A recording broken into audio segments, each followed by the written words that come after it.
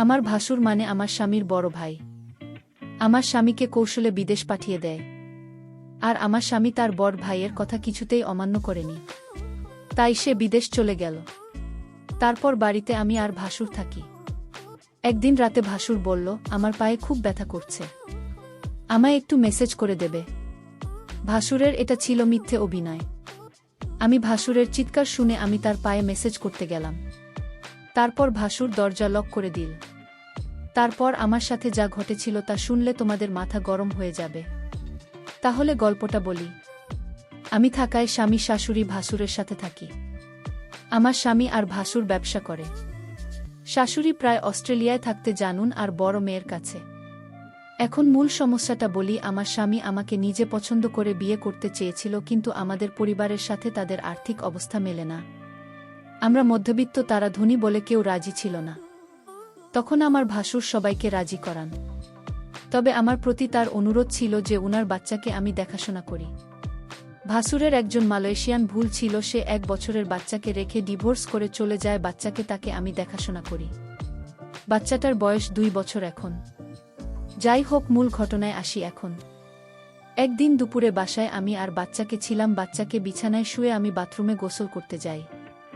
বাচ্চাকে যেহেতু রুমে একা, তাই ওকে দেখে রাখার জন্য বাথরুমের দরজা খোলা রাখেন। ভাসুর তখন বাইরে আর শাশুড়ি অস্ট্রেলিয়ায়। বরের কাছে বাসার চাবি থাকে। এ সময় দরজায় শব্দ পায় ভাবি বর এসেছে, কারণ চাবিটা ওর কাছেই ছিল। কিন্তু ভাসুরকে দেখে হঠাৎ আমার রুমে ঢুকে পড়তে। বাচ্চাকে তখন কিছুটা কাঁদছিল, তাই মনে হয় বাচ্চার শব্দ এসেছে। এসে ঘনীভূত রুমে ঢুকে পড়ে। আমি অবাক হয়ে গেলাম। কেউ না বলে হঠাৎ এভাবে বাথরুমে ঢুকে পড়ে। আমি তাকে কিছুই বলতে পারিনি। ভাসুর তখন বলেছিল, সরি, আমি জানি না তুমি বাথরুমে ছিলে।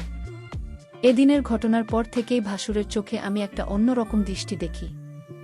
দৃষ্টিটা জানি কেমন, আমার মোটেও ভালো লাগে না। মনে হয় উনি আমার দিকে তাকিয়ে অনেক কিছু ভাবছেন। আমাকে উনি নাম ধরে ডাকতেন, কিন্তু এখন ডাকার ধরনটাও কেমন যেন হয়ে গেছে। এই ঘটনার পর থেকে প্রায় প্রতিদিনই দুপুরে উনি বাসায় চলে আসেন, অথচ আগে প্রয়োজন ছাড়া কখনো আসতেন না। এই সময় আমার বর থাকে প্রতিষ্ঠানের অফিসে। অফিসে কাজ না থাকলেও বরকে কোনো একটা কাজে লাগিয়ে উনি বাসায় থাকেন। শুধু বাসায় থাকলে সমস্যা ছিল না, কিন্তু বাচ্চার কাছে থাকার অজুহাতে উনি আমার ঘরেই পড়ে থাকেন আর অদ্ভুতভাবে তাকান। বাচ্চার জন্য আমিও বেশি দূরে সরতে পারি না। বাচ্চাটা কিছুক্ষণ পর পর আমাকে ডাকে। এ অবস্থা প্রায় 2-2.5 মাস ধরে চলছে। হঠাৎ আমার ভাসুর বলল, আমার স্বামীকে বিদেশ পাঠাবে, ভালো একটা বিষ আছে, তাই বেতনও অনেক ভালো, আর তাই আমার স্বামীও না করেনি। উনি মনে হয় আমার কাছে কিছু একটা চাচ্ছেন। না হলে আমার স্বামীকে বিদেশ পাঠানো কেন? তবে তার চাওয়াটা যে কি সেটা আমি বুঝতে পারছি না। আবার ভাবি আমার ধারণা ভুল, কারণ উনি খুবই ভালো একজন মানুষ, খুব খেয়াল রাখেন আমাদের। তাই দ্বিধাটা রয়ে গেছে। আমি কি করলে উনার সাথে সম্পর্কটা আবার আগের মতো হবে? তাছাড়া আমি ওনার মনে কি আছে সেটা কিভাবে বুঝতে পারব? আমার বরকে কি ঘটনা জানাবো নাকি অপেক্ষা করব আরও? আমি ভাবলাম না, বরকে এখন কিছু জানানোর দরকার নেই। আমি আরও কনফার্ম হয়ে তারপর জানানো উচিত আমি মনে করি। বাসুর আমার দিকে অন্যরকম দৃষ্টিতে চেয়ে থাকত। আমি মাঝে মাঝে বলে উঠতাম, আপনি এভাবে কি দেখেন আমার দিকে তাকিয়ে? তখন উনি বলতো, আসলে কি বলবো, আমি খুব কষ্টে আছি। আমার কষ্টটা যদি তোমার কাছে বলি তুমি হয়তো কি মনে করো তা আমি জানি না, তবে তুমি আমার বাচ্চাটাকে নিজের মনে করে লালন পালন করছে, এতে আমি অনেক খুশি। সত্যিকার অর্থে তুমি একজন ভালো ঘরের মেয়ে, কারণ এখনকার যুগের মেয়েরা তার নিজের সন্তানের প্রতি এতটা কেয়ার করে না যতটা তুমি আমার বাচ্চাটাকে করছো। আমি তোমার এই ঋণ কোনোদিন শোধ করতে পারবো না। আমার বাচ্চাটা মায়ের অভাবটা তুমি পূরণ করছো, এর চেয়ে বেশি কি হতে পারে? আসলে বিদেশি মেয়েরা তার সন্তানের প্রতি ভালোবাসা কম থাকে, তবে সবাই সমান না। বাঙালি নারীরা তার সন্তানের দিকে তাকিয়ে সারাটা জীবন কাটিয়ে দিতে পারে। বাঙালি নারীর কোনো তুলনা হয় না। তবে আমার ছোট ভাইয়ের বুক করে তোমাকে আনতে পেরে আমি নিজেকে ধন্য মনে করছি। আমার ভাসুর আমার এসব প্রশংসা করছিল। আমি তার প্রশংসা শুনে অনেকটা চমকে গেলাম। বাবারে, এত প্রশংসা! যাই হোক, ভাসুরকে একদিন দেখলাম খাওয়া দাওয়া ছেড়ে মনমরা হয়ে ঘরে শুয়ে আছে। এই বাড়িতে ভাসুরকে আমি দেখাশোনা ছাড়া আর কেউ নাই। দেখলাম ভাসুর আজ সারাদিন কিছু খায়নি। আমি ভাসুরকে বললাম, আপনার কি শরীর খারাপ?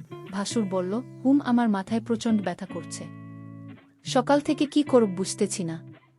আমি ভাসুরকে বললাম, আমি কি মাথায় একটু মেসেজ করে দিব? মেসেজ করে দিলে হয়তো ব্যথাটা কিছুটা কমে যাবে। ভাসুর আমার মেসেজের কথা শুনে অনেকটা খুশি হলো।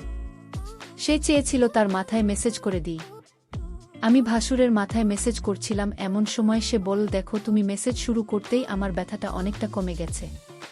তোমার হাতে কি জাদু আছে নাকি? আমি তার কথা শুনে কিছুটা অবাক হলাম। আমি বললাম, মেসেজ করে দিলে এমনই ব্যথা কমে যায়? এখানে হাতের জাদু বলতে কিছু নেই। মেসেজ করলে ব্যথা কমে যাবে, এটাই স্বাভাবিক। ঠিক আছে, তোমাকে অনেক ধন্যবাদ মেসেজ করে দেওয়ার জন্য। আমার মাথাব্যথা কমে গেছে। কিন্তু ভাসুরের মাথাব্যথা ছিল না। মাথা ব্যথার অভিনয় করেছিল আমার সাথে। আমি এটা বুঝতে পারি। আমি যখন তার রুম থেকে বের হই তখন সে একা একা বলছিল।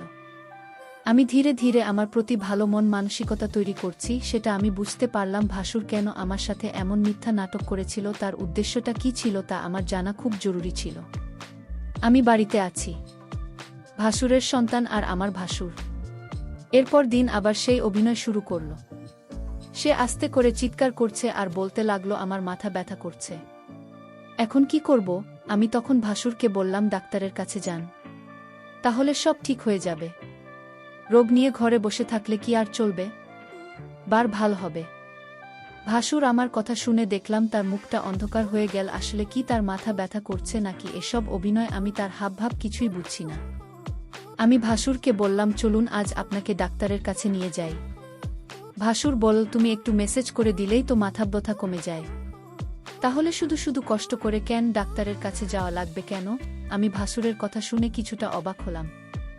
সে চায় আমি তার মাথায় মেসেজ করে দিই। আসলে সে কি চায় সেটা আমার জানতে হবে। ভাসুরের এমন অভিনয় আমার কাছে ভালো মনে হচ্ছে না। এর মধ্যে আমার বর আমার কাছে ফোন করল। আমাকে জিজ্ঞেস করল, কেমন আছে সালমা? আমি বলেছিলাম, তুমি খুব শীঘ্রই বাড়িতে আসলে অনেক ভালো হতো। এতদিন বিদেশ থাকার দরকার নাই, তুমি যত দ্রুত সম্ভব চলে আসো। আমার স্ত্রীর এমন কথা শুনে আমি কিছুটা থমকে যাই। আমার স্ত্রী তো কোনোদিন এমন কথা বলেনি। আজ সে এমনভাবে বলছে আমি যেন আজই দেশে চলে আসি। আমি সালমাকে জিজ্ঞেস করলাম, তোমার কোনো অসুবিধা হচ্ছে? সালমা বলল, না, তেমন কোনো সমস্যা হচ্ছে না। বর ভাই জান তোমার খোঁজ খবর রাখে তো? আমি বললাম, ভালোই খোঁজ খবর রাখে। ঠিক আছে, এখন রাখি, পরে কথা হবে। ভাসুর আড়ালে থেকে আমার সমস্ত কথাগুলো শুনছিল। কথা শেষ হতেই ভাসুর চলে গেল তার রুমে। রাত হল, ভাসুর আমায় ডাকছে, বলছে, সালমা, আজ আমার পায়ে অনেক ব্যথা করছে। বুঝলাম না আমার কি হয়েছে। দিন দিন রোগ বেড়ে চলেছে। তুমি কিছু মনে না করলে আমার পায়ে একটু মেসেজ করে দাও। সে ব্যথায় চিৎকার করছে আর বলছে আমার পায়ে অনেক ব্যথা করছে। আমি ভাসুরের চিৎকার শুনে তার পায়ে মেসেজ করতে শুরু করলাম। ভাসুর তখন ঘুমিয়ে পড়ল। ভাসুর ঘুমিয়ে রইল আর আমি তার পায়ে মালিশ করে দিচ্ছিলাম। কিন্তু ওইদিকে বাচ্চাটা কাঁদছিল। আমি ভাসুরকে বললাম, আপনি ঘুমিয়ে পড়েছেন, বাচ্চাটা কাঁদছে, আমি চলে যাই। তখন ভাসুর বলল, ঠিক আছে, বাচ্চাটাকে ঘুম পাড়িয়ে আবার এসো। ভাসুর আমার সাথে এমন করছে মনে হচ্ছে আমি এ বাড়ির চাকরানির। সারাক্ষণ তার সে বলতো আমার করতে হয়। আমি তো এই পরিবারের সমস্ত কাজ করতে করতে আমি অনেক ক্লান্ত, কিন্তু আমার কষ্ট কি আর কেউ বোঝে? পরের দিন আমি বলেছিলাম ভাসুরকে, আপনার মাথায় ব্যথা, পায়ে ব্যথা, আর চলুন আপনার চিকিৎসা করাব।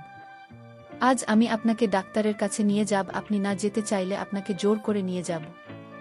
ভাসুর মনে হচ্ছে গলা শুকিয়ে গেল, কারণ ডাক্তারের কাছে গেলে হয়তো সত্যটা পাশ হয়ে যাবে, তার কোনো রোগ ধরা পড়বে না, তখন হয়তো আমার চোখে সে দোষী হয়ে যাবে।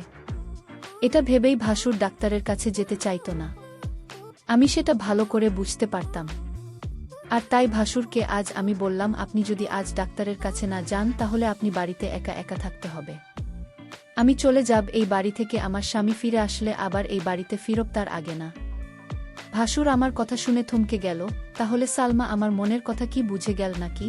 আমি বললাম, ঠিক আছে সালমা, চলো আজ আমি ডাক্তারের কাছে যাব, তুমি যখন চাইছো। আমি কি আর না করতে পারি? এখানে তো আমার কোনো উপকার হবে না। আপনার রোগ ভাল হবে, আপনার ভালোর জন্যই তো ডাক্তারের কাছে নিয়ে যাওয়া ভাসুরের মতো ভাল ছিল না। এটা আমি শিওর হলাম তার কথায়। যাই হোক, ডাক্তারের কাছে গেলাম। ডাক্তার তার সমস্ত শরীর পরীক্ষা করল। পরীক্ষার রিপোর্টের জন্য অপেক্ষা করতে লাগলাম। ভাসুর আজ অবশ্যই আমার কাছে ধরা পড়বে। ভাসুরের মুখখান দেখলাম শুকিয়ে গেছে। প্রায় 4 ঘন্টা পর রিপোর্ট আসলো। ডাক্তার রিপোর্ট দেখে বলল, আপনার কোনো সমস্যা নাই, আপনি তো ভালো আছেন, আপনার সমস্ত রিপোর্ট ভালো। ডাক্তারের কথা শুনে ভাসুর অনেকটা লজ্জিত হল। আমি ভাসুরকে নিয়ে বাড়িতে ফিরলাম। আমি ভাসুরকে জিজ্ঞেস করলাম, আপনার কোনো রোগ নেই, আপনি রোগের ভান করে কেন আমাকে কষ্ট দিলেন? আপনার উদ্দেশ্যটা কি বলবেন? ভাসুর বলল, আরে অনেক সময় রিপোর্টের সমস্যা ধরা পড়ে না, কিন্তু সালামা বিশ্বাস করো আমার সত্যি পায়ে এবং মাথা ব্যথা করছিল। পরের দিন রাতে ভাসুর আবার চিৎকার শুরু করল, বলতে লাগল, ব্যথায় মরে গেলাম, আমার খুব পায়ে ব্যথা করছে। শুনছো সালমা, তুমি আমার পায়ে একটু মেসেজ করে দাও। আমি তার চিৎকার শুনে কি আর করবা, মেসেজ করতে গেলাম, তার পায়ে মেসেজ করে দিলাম। ভাসুর তখন ঘুমের ভান করে শুয়েছিল, সালমা তার পায়ে ম্যাসাজ করে দিচ্ছিল। ভাসুর বলল, ঠিক আছে, আমার ব্যথা একদম নিরাময় হয়ে গেছে, এখন তুমি যাও, ঘরে গিয়ে ঘুমিয়ে পড়। কিন্তু সালমা দেখিয়ে আমার কথা কিছুই শুনছে না। সে আমার পায়ে ধরে ঘুমিয়ে গেছে। মনে হচ্ছে সে অনেক ক্লান্ত হয়ে গেছে। আমি বিছানা থেকে উঠে বললাম, তুমি এখানে কিভাবে এলে, আর আমার রুমে কেন? এখানে তুমি কি করছো? ভাসুরের এসব কথা শুনে আমার মনে হলো, বাহ, আপনি তো ভালোই বলছেন। ভাসুর বল, যাও তোমার রুমে গিয়ে ঘুমাও। ভাসুরের আজকে বিষয়টা আমি কিছুই বুঝতে পারছিলাম না। রাত শেষে সকাল যখন এল, একজন লোক ডাকতে লাগল, সালমা ম্যাডাম বাড়িতে আছেন? আমি বললাম, আমি সালমা, বলুন কি বলবেন। লোকটি আমার হাতে একটি কাগজ দিয়ে বলল, এটা আপনার স্বামী বাড়ি থেকে পাঠিয়েছে। আমি কান খুলে যা দেখলাম তা দেখে আমার মনে হচ্ছিল আকাশ বুঝি আমার মাথায় ভেঙে পড়ল। এটা ছিল ডিভোর্স লেটার। আমার স্বামী আমাকে বিদেশ থেকে ডিভোর্স দিয়ে দিয়েছে। আমার তো কোনো অপরাধ ছিল না, তাহলে কেন সে আমাকে ডিভোর্স দিল? আমি তো কিছুই বুঝতেছি না। আমি অনেকটা ভেঙে পড়তে লাগলাম, আমার মাথায় কোনো কাজ করছিল না। আমি এটা মেনে নিতে পারছি না। কোনো কারণ ছাড়াই আমাকে ডিভোর্স দিল আমার স্বামী, এটা আমি কিভাবে মেনে নেব? কিন্তু হঠাৎ আমার মধ্যে আমার স্বামী একটা ভিডিও সেন্ড করে পাঠাল। ভিডিওটা দেখে আমার মাথা ঘুরে গেল। ভিডিওটা তো আমি যখন ভাসুরের পায়ে ব্যথা ছিল তখন মেসেজ করেছিলাম, সেই ভিডিও। আমি ভিডিওটা দেখে চমকে গেলাম। আমি ভাসুরের উপকার করলাম, আর ভাসুর কিনা আমার স্বামীকে ভুল ধারণা দিল কেন সে এটা করল। আমি ভাসুরের রুমে গিয়ে ভাসুরকে বললাম, আপনি কি মানুষ না অন্য কিছু? আপনি কিসের জন্য আমার সংসারটা ভেঙে দিলেন একটা মিথ্যা নাটক করে? আমার মতো সহজ সরল ছিল, আমি কিছুটা বুঝতে পারছিলাম, কিন্তু আমি তো আপনাকে বলিনি, কারণ আমি আপনাকে সম্মান করি তাই, আর আপনি সম্মানের এই প্রতিদান দিলেন। ভাসুর তখন 10 লক করে দিল। আমি বললাম, দরজা লক করলেন কেন? সে বলল, একটু পরে সবাই বুঝতে পারবে। ভাসুর তখন আমার পায়ে এসে পড়ল আর বলল, তুমি আমায় ক্ষমা করে দাও। আমি যা করেছি আমার সন্তানের জন্য করেছি। আমি চেয়েছি তুমি আমার সন্তানের জননী হও। আমার সন্তানকে তুমি যেভাবে লালন পালন করেছ এতে আমি অনেক খুশি। আমি চাই তুমি আমার হয়ে সারা জীবন থাকো। আর তাই তো আমি এটা করেছি, নিজের সন্তানের জন্য সকল বাবা মা সব কিছু করতে পারে। আমাকে তুমি ক্ষমা করে দিও। ই ই